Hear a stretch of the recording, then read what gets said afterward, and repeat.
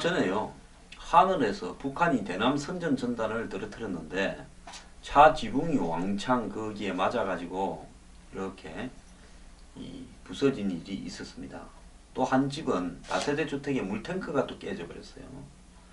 그래서 이게 무게가 한 15kg쯤 되는데 차량 지붕을 거의 구멍을 뚫을 정도로 높은 데서 떨어지다 보니까 위험하다는 겁니다. 그런데 이 경찰이나 군당국이 와서 전단만 가져가고 차 지붕이 깨진 사람, 물탱크가 깨진 분들은 어디 하소연할 데도 없다랍니다. 그래서 수리비가 350만 원이나 났는데 자차 보험으로 해결했다는 건데요. 자기 부담금 30만 원 내고 보험료 할증까지 되게 됐는데 이 국가가 왜 이런 부분은 보상해주지 않느냐라고 하소연을 하셨다고 그러는데요. 저는 또 다른 한편에서 이 플라스틱 물탱크하고 유리창이 파손되어서 9세대의 물 공급이 중단되는데 그 보수비도 한 300만원쯤 든다는 거예요. 자, 이거 누가 책임져야 되는가? 저는 이건 정부가 책임져야 된다고 봅니다. 당연히 해야지요. 이걸 갖다가 이 수원의 빌라에 물탱크 깨진 분들이요, 수원시에 하소연을 하니까 수원시가 이 물탱크 부서진 집 때문에 뭐 재난 관련되는 각종 자금을 쓸 수 있냐고 국가안전처나 경기도에 문의하니까요, 안 된다고 했다는데 보상 대상이 공공시설물이어야 되고 또 재난지원금은 자연재해만 가능하다는 겁니다. 공무원이 하는 짓거리가 이렇습니다. 아니 이거 아닌 밤중에 날벼락도 이런 날벼락이 어디 있습니까? 가만히 차시해놨는데 북한에 삐라가 와서 그냥 툭 구멍을 뚫고 물탱크를 툭 깼는데요. 왜 왔습니까? 최근에 북한이 핵실험을 하니까 우리 한국이 거기에 맞춰서 확성기도 틀고 또 북한에 대한 국제 제재를 요구하고 있고 강하게 대처한다고 응분의 대가를 치르게 하겠다니까 북한에서도 삐라 날리는 거 아닙니까? 그렇게 해서 왔다 갔다 하면서 벌어진 문제에 대해서는 그 국가가 보상을 해야지요. 다만 전쟁이 나가지고 부서지고 어쩌고 이렇게 되는 불가항력적인 상황이 되면 어쩔 수 없지만 연평도에서 포격받았을 때 정부 국가가 다 해줬지 않습니까? 근데 이분들은 왜 무관심하게 이럽니까? 그래서요, 이런 부분에 있어서 이 남북 간에 서로 신경전과 한마디로 이 긴장이 높아지는 사이에서 발생할 수 있는 이런 피해들은 당연히 국가가 나서서 수습을 해야지, 거기에 있어서 조항이 있고 없고 따집니까? 저것들끼리 필요한 경우에는 예비비를 갖고 잘만 합디다. 그리고 지금이라도요, 이런 조항이 없다 그러면 북한에 삐라가 날라와서 피해를 입었을 때는 어떻다고 만들어야지요. 공무원들이 하는 행태가 어떻게 이런지 모르겠습니다.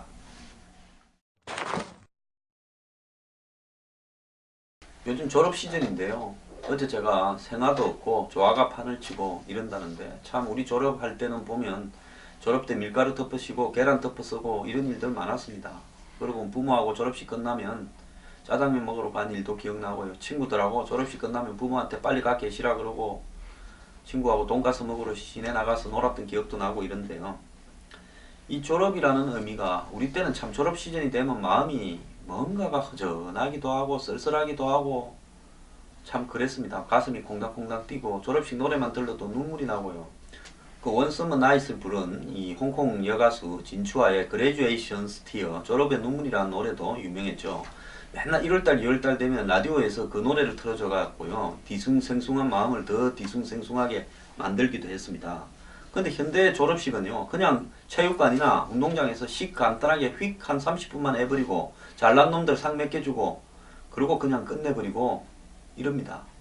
가득이나요. 공동체가 없어지고 한마디로 이 친구들 간의 정도 없어지고 삭막해져 가고요.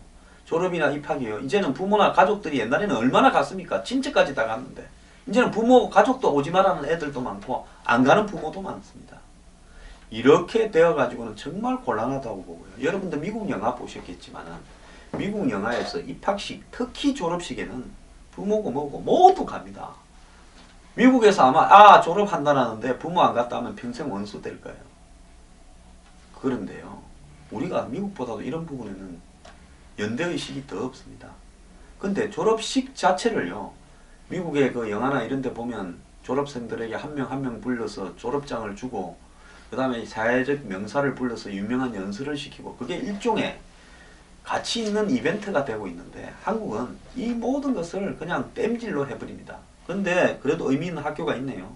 전북 정읍의 소성초등학교라는 데는 1부, 2부를 나눠가지고 1부에서 간단한 졸업식이 끝나고 나면 이 졸업생들이 텐트에서 담임선생과 1박 2일로 이렇게 시간을 보내면서 그동안의 추억, 고마웠던 일, 서운했던 일도 털어놓고 조언도 듣고 모닥불도 피우고 고기도 구워 먹고 헤어진다는 겁니다. 그리고 일부 행사에서도요. 졸업장 전달, 학부모 편지 난동, 재학생들 축하 영상, 뭐 타임캡슐 심는 이런 일들도 넣었다고 하는데요. 또 전주 신동초등학교는 졸업생 200명이 레드카펫을 밟으면서 졸업식장에 입장도 한답니다. 자, 그리고 포토존도 만들고 그 다음에 여러가지 그 부모를 찾아 감사 인사도 드리고 모든 참석자가 손을 잡고 노래도 부르고 석별의 노래요. 이렇게 한다는 겁니다. 그리고 교장도 장시간 훈시를 하지 않고 마지막으로 교사와 졸업생, 재학생, 학부모들이 모두 손을 잡고 이 015B에 이젠 안녕이라는 노래 부르면서 헤어진다는데요. 또 군산의 어떤 중학교는 졸업식을 방송 영상제로 해서 각자가 이 영상을 만들어서 그걸 틀고 같이 보는 이런 어떤 시간까지 가진다고 합니다. 자, 저는요 졸업을 할 때 전 졸업생들에게 자기가 졸업을 하는 의미를 글로 쓰게 해서 그 부분을 이 반에서 서로 다 읽게 하고 또 그 중에서 의미 있는 것은 전체적으로 또 다 좀 읽게 하고요. 그리고 졸업식을 하면서 음악 이 졸업생들끼리 서로 페스티벌도 하게 하고 또 끝난 뒤에 간단한 다가도 차려서 서로 시간을 보내면서 천천히 아주 천천히 부모, 가족 그리고 친구 그리고 이 교사 등이 어울릴 수 있는 그런 축제장으로 만들어 갈 필요가 있다고 봅니다. 이거 하는데 돈 듭니까? 요즘 학교에 체육관 얼마나 잘 되어 있습니까? 그래서 졸업식이에요. 얘가 이 학교를 졸업하고 다음 학교로 가거나 사회로 가는 부분에 있어서 어떤 의미가 있는가를 본인 스스로 충분히 한번 정리해보고 갈 수 있는 그런 기회를 줘야지. 졸업이라는 말은 또 다른 의미로 다시 시작인 겁니다. 그러면 앞에 정리를 잘해야 다시 시작도 잘하게 되는 거죠.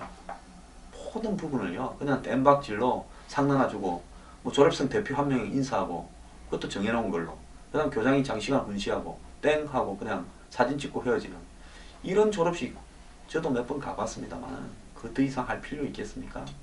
졸업의 의미를 제대로 되새겨줘야 그 학생들이 앞으로 훌륭한 인재로 성장할 수 있는 겁니다.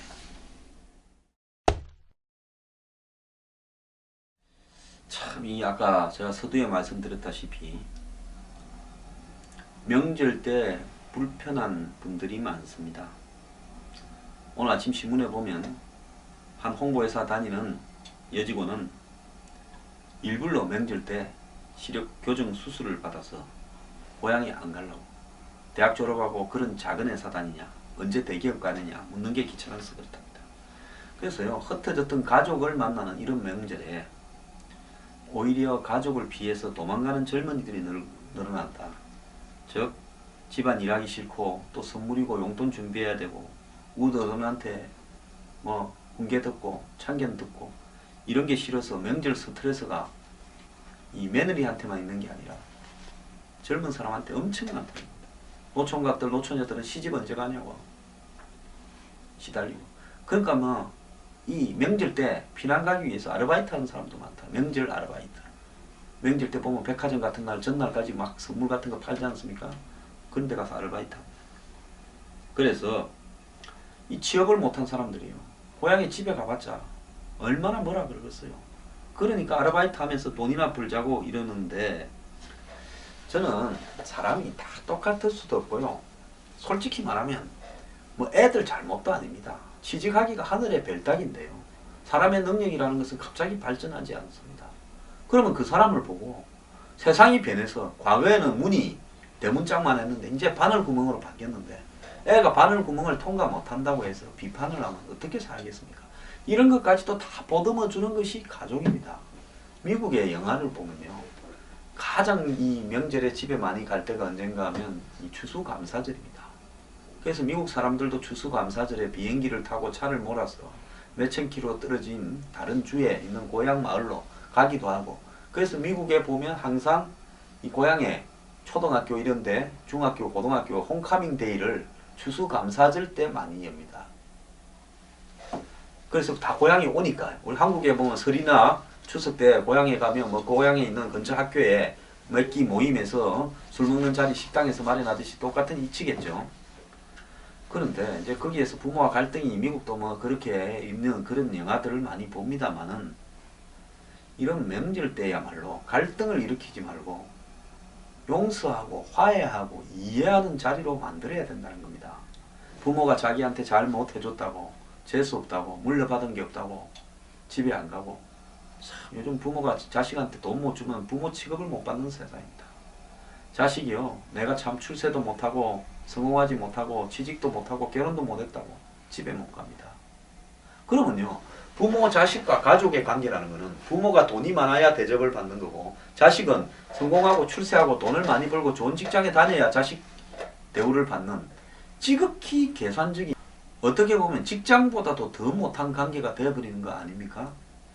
적어도 가족이라는 것은 그런 이 현실에서의 이해타산이나 이런 부분을 뛰어넘을 수 있는, 유일하게 도피할 수 있는 마지막 도피처로서의 구실을 해야 그것이 가족인 거죠. 지금 대한민국에 한번 보십시오. 돈이 없고 자식이 못됐다고 숱한 가족들이 다 해체돼 가고 있습니다. 명절이라는 것은요, 이 가족 해체가 아닌 가족끼리의 유대와 끈을 붙들어 맬 수 있는 그런 어떤 시간이 되어야 된다라는 겁니다. 자식들 제발 뭐라 하지 말고요, 못난 자식이라도 싸고 안고 하십시오. 이 집에서 그 사람들을 안 돌보면 누가 돌보겠습니까? 제가 스페인이나 이탈리아, 그리스 예를 들었지 않습니까? 그 나라도요, 청년 실업이 50% 가량 됩니다. 2명 중에 1놈은 업자예요. 근데 어떡합니까? 이제 잘리고 실업을 하면요, 대학 나가고 동네로 갑니다. 그러면 아버지가요, 친인척들 중에 식당 하는 사람 불러서 야 좀 데려다 써라. 그래서 식당에서 웨이터를 하거나요, 매니저를 하거나 하고 그렇게 사는 겁니다. 누구 잘 왔다 하면서 비었던 방 청소해갖고, 아이고 자식 옆에 데리고 살면 잘 됐다, 뭐 멀리 가 있으면 내 자식 아니지 않냐, 이러면서 안 씁니다. 그건 남유럽이에요. 끈끈한 그런 가족 간의 유대가요, 오늘날 스페인이 금방 망할 것 같고 포르투갈이 금방 망할 것 같고, 예? 이탈리아, 그리스가 금방 망할 것 같아도 버티는 힘이고 근원이라는 겁니다. 그러니까 제가 이 이야기에서 하고 싶은 것은, 가족은 희망을 상실한 사람이나 경쟁에서 밀린 사람들이 찾아갈 수 있는 마지막 도피처로서 따뜻히 안아주는 구실을 해야지, 가족이요, 누구 집 자식 봐라, 제일 듣기 싫어하는 게 비교하는 거예요. 그건 사람마다 다른 부분이고요, 운이 다를 수도 있고 그렇습니다. 그걸 가지고 비교를 하면 절대로 안 되는 거예요. 자, 이번 설에는요, 가족이 한마디로 어려운 이 사람들에게, 뭐 딴 어려운 사람입니까? 내 가족 중에 이 모든 따뜻한 안식처가 될 수 있도록 그렇게 노력합시다.